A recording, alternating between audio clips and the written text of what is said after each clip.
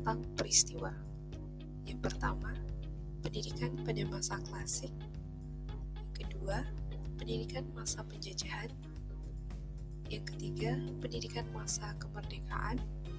Kemudian pasca kemerdekaan, yaitu pendidikan masa Orde Lama, Orde Baru, serta pendidikan reformasi. Yang pertama adalah pendidikan masa klasik, di mana masa ini berlandaskan pada agama. Sebelumnya, pada zaman purba, itu sudah ada pendidikan. Namun pendidikannya menyesuaikan dengan kebutuhan pada zaman itu. Di mana contohnya adalah pendidikan bersifat praktis, artinya hanya mengajarkan keterampilan yang berguna untuk bertahan hidup. Kemudian bersifat imitatif, meniru apa yang dilakukan orang tuanya, dan bersifat statis, hanya terbatas kemampuan yang diajarkan saja. Manusia purba belajar mengenai keterampilan untuk berburu, bertahan hidup, dan sebagainya.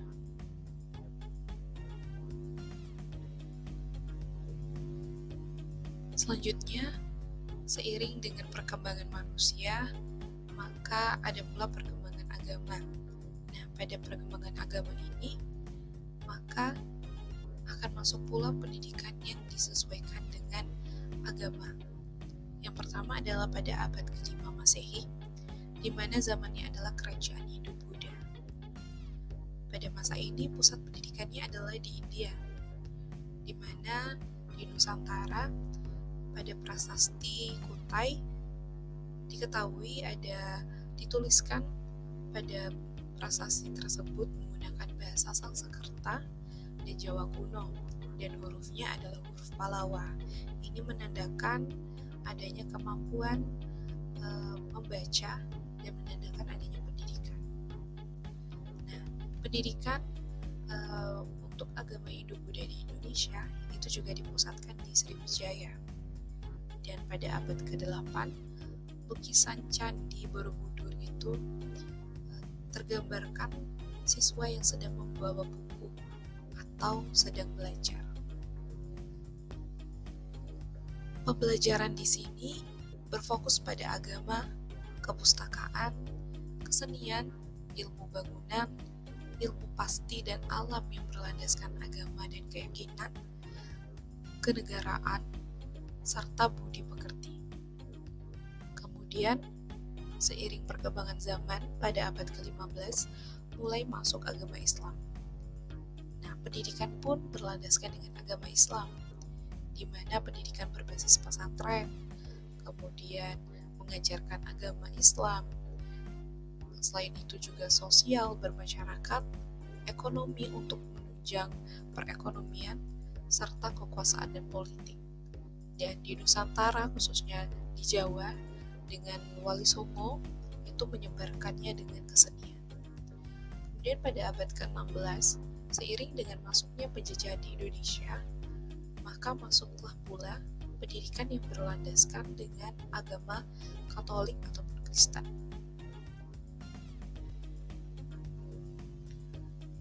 Kemudian dapat kita lihat sifat dari pendidikan pada masa klasik ini masih bersifat komunitas, pendidikan yang berskala kecil, yang berbasiskan agama, adat istiadat, tradisi, budaya, dan kepercayaannya masing-masing. Selanjutnya, penyelenggaraan dari instansi pendidikannya itu berbentuk padepokan, asrama, pesantren, ataupun langgar. Dan ilmu yang dikajinya pastinya mengenai agama yang disesuaikan dengan budaya keseniannya, kemudian strategi perang, keterampilan, dan budi pekerti. Lalu, masuklah pula Indonesia pada masa penjajahan, sehingga pendidikan kita disesuaikan pada penjajah pada saat itu. Yang pertama adalah pada masuknya Portugis. Nah, pada Portugis ini juga menyebarkan agama Katolik ataupun Kristen. Dan pada tahun 1536, Portugis mendirikan sekolah di Ternate untuk mendidik calon misionaris atau pekerja agama. Nah, dari sekolah di Ternate ini muncullah sekolah-sekolah di Pulau Solor, di Goa, yang mana selain belajar tentang agama, juga diajarkan tentang berhitung dan membaca secara umum dan singkat.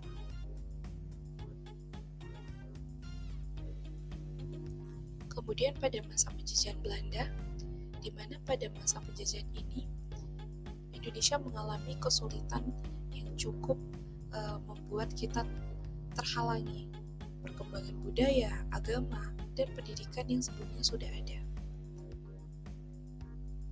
Dan puncaknya pada VOC, di mana VOC mendirikan sekolah bagi anak-anak pegawai VOC saja. Dengan hal ini, VOC mendirikan sekolah bagi anak-anak pegawai VOC saja. Nah, tujuannya tidak lain hanya untuk kepentingan semata, yaitu kepentingan kekuasaan untuk mendidik pegawai VOC. Dan juga sekolah yang didirikan ini bersifat formalitas, di mana orang-orang yang mengelolanya kembali lagi pada perorangan dan komunitas agama Kristen Protestan. Selanjutnya, pada 1882, Belanda mengawasi pendidikan pesantren serta aktivitas guru oleh pribumi. Lalu pada 1905, pemerintah Belanda mengeluarkan peraturan mengenai izin yang sangat ketat untuk guru-guru lokal dapat mengajar.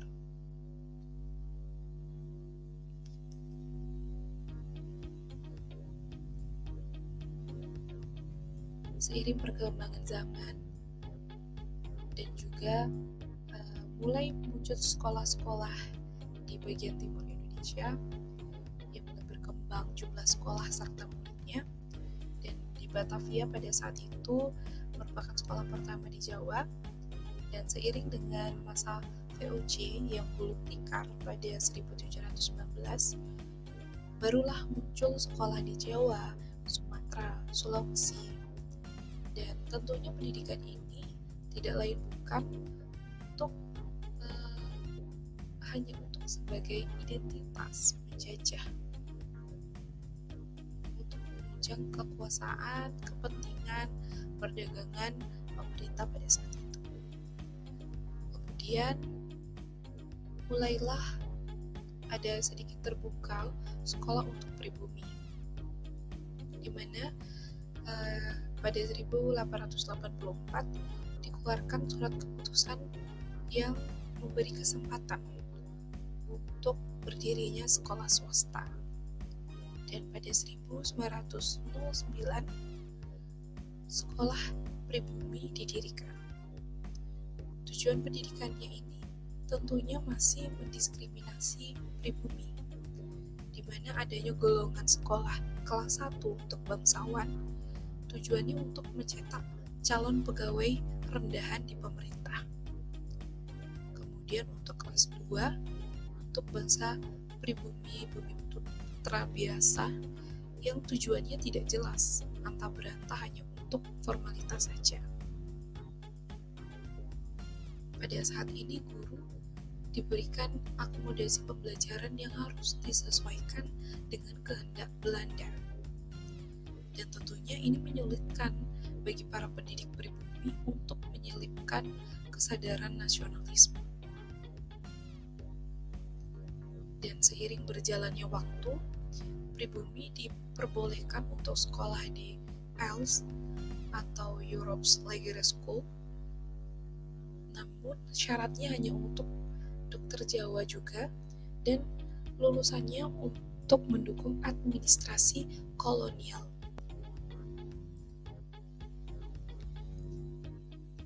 Selanjutnya adalah masa penjajahan Jepang. Pada awalnya, Jepang tidak jauh dari konteks peperangan, karena tujuannya bangsa Indonesia ini dijadikan tameng untuk Jepang dalam menghadapi peperangan. Jepang pun mulai menawarkan janji-janji manisnya untuk bangsa Indonesia dengan mengizinkan menggunakan bahasa Indonesia dan mengibarkan bendera Indonesia. Dan juga aktivitas siswa pun dikondisikan dengan budaya Jepang. Contohnya dengan apel pagi, kemudian upacara bendera Jepang sambil membukukan badan, mengucapkan sumpah Daitoa dari Jepang. Dan untuk sistem golongan pendidikan itu dihapuskan, jadi seluruh rakyat itu sama golongannya. Dan jenjang pendidikannya juga berubah, mulai dari sekolah rakyat 6 tahun atau setara SD, kemudian sekolah menengah pertama 3 tahun, kemudian sekolah menengah atas 3 tahun, sehingga tidak ada lagi golongan di setiap jenjangnya. Selanjutnya adalah masa kebangkitan pendidikan yang ada di Indonesia, di mana diawali dengan adanya tokoh-tokoh Indonesia dan juga organisasi nasionalis yang berkeinginan untuk merdeka dan melakukan perubahan pendidikan yang berdasarkan budaya bangsa. Pada tahun 1800-an, R.A. Kartini, Dewi Sartika, kemudian Budi Utomo pada 1908 meminta untuk sekolah di pribumi diperbanyak. Dan juga lembaga Muhammadiyah mulai berkembang menegakkan lembaga pendidikannya dan siswanya berjumlah 4.000 siswa. Selanjutnya pada 1922, Ki Hajar Dewantara mulai mendirikan lembaga pendidikan Taman Siswa. Pada Taman Siswa ini, pendekatan pengajaran berbasiskan pendekatan dengan rakyat dengan unsur pancadharma, artinya kemanusiaan, kodrat alam, kebudayaan, kebangsaan, serta kemerdekaan. Selanjutnya pada 1925 oleh Muhammad Syafi'i dibentuk INS atau Indonesia Netherlands School, di mana sekolah-sekolah ini mulai berkembang untuk dapat menyesuaikan dengan pemerintahan Indonesia, budaya Indonesia.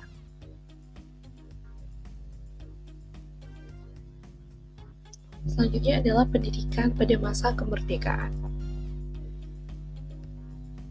Pada masa kemerdekaan, pendidikan Indonesia itu menyesuaikan dengan kebijakan yang baru dibuat dari landasan, tujuan, dasar kurikulum, fasilitas, serta kebijakan-kebijakan nasional lainnya. Fokus pemerintah adalah untuk mengembalikan pendidikan dari masa kolonial tersebut yang berciri khas kolonial menjadi berdasarkan ideologi Pancasila. Kemudian, sekolah rendah tidak lagi memungut uang sekolah. Selanjutnya juga menyesuaikan dengan kondisi strategis Indonesia, di mana perhatian khusus diberikan pada pendidikan untuk pertanian, industri, pelayaran, serta ekonomi. Dan tujuan pendidikannya adalah pembentukan warga negara sejati, artinya menyumbangkan pikiran, tenaga untuk bangsa Indonesia. Pendidikan menerapkan wajib belajar 6 tahun untuk seluruh rakyat Indonesia. Namun, pada awal kemerdekaan ini, pendidikan terhambat oleh adanya perperangan melawan Belanda pada agresi militer 1 dan 2, sehingga belum adanya kestabilan dalam pelaksanaan pendidikan. Lalu, pendidikan pada masa Orde Lama, yaitu pada tahun 1150 sampai 1166. Pada masa Orde Lama ini, pendidikan sudah dituangkan pada pasal 30 UUD S 1950, di mana ada jaminan terhadap pengajaran untuk seluruh rakyat. Dan juga tujuan pendidikannya sudah diperjelas lagi untuk membentuk manusia susila yang cakap, dan warga negara yang demokratis serta bertanggung jawab tentang kesejahteraan masyarakat dan tanah air. Lalu, pemerintah juga mengembangkan pengembangan pendidikan untuk melaksanakan supervisi, bimbingan profesional, kurikulum, kemudian mengatur hari libur dan mengedarkan buku teks pembelajaran. Pengajaran juga berjenjang, ditambahkan taman kanak-kanak. Dan karena kebutuhan guru yang cukup banyak, maka perkembangan FKIP ataupun IKIP pada saat itu juga pesat. Untuk lulusan SMA, itu terdapat fakultas keguruan dan ilmu pendidikan yang akan mencetak guru untuk mendidik anak bangsa. Selanjutnya adalah pendidikan pada masa Orde Baru. Pada masa Orde Baru ini, pendidikan itu memfokuskan selain pada keterampilan dan pengetahuan, juga kepada memuat moral serta budi pekerti siswa. Kemudian pelaksanaan pendidikannya itu belum profesional karena masih adanya praktik politik praktis dominan, di mana peran pemerintah pada saat ini tercampurkan dengan kepentingan politik. Lalu pemerintah juga membentuk Badan Pengembangan Pendidikan untuk melakukan penelitian, eksperimen proyek pendidikan, serta program-program pendidikan. Lalu pembangunan gedung, prasarana, fasilitas sekolah itu mulai dikembangkan hingga seluruh bagian Indonesia. Lalu pada pendidikan masa Orde Reformasi, di mana pada masa ini pemerintah berusaha untuk membedakannya dengan Orde Baru dan Orde Lama. Salah satunya adalah membuat otonomi lembaga pendidikan di daerah, di mana daerah diberikan otonomi untuk dapat mengelola pendidikannya. Kemudian mulai pada era ini, pergantian kurikulum cenderung tergesa-gesa, mulai dari kurikulum berbasis komputer, KTSP, di mana seiring dengan pergantian dari kementerian pemerintah, maka kurikulum atau kebijakannya pun juga ikut berganti. Selanjutnya adalah pendidikan liberalisasi, di mana muncul sekolah swasta yang berorientasi pada pasar, artinya mulai mencari keuntungan di tengah kepentingan yaitu untuk pendidikan. Dan yang terakhir adalah mengembangkan budaya baca dan pembinaan perpustakaan serta ilmu pengetahuan dan teknologi. Karena pada seiring perkembangan teknologi, maka perlu untuk dimasukkan itu. Nah, itu tadi penjelasan mengenai sejarah pendidikan nasional yang sangat banyak tantangan, hambatan, serta inovasi baru dari pemerintah.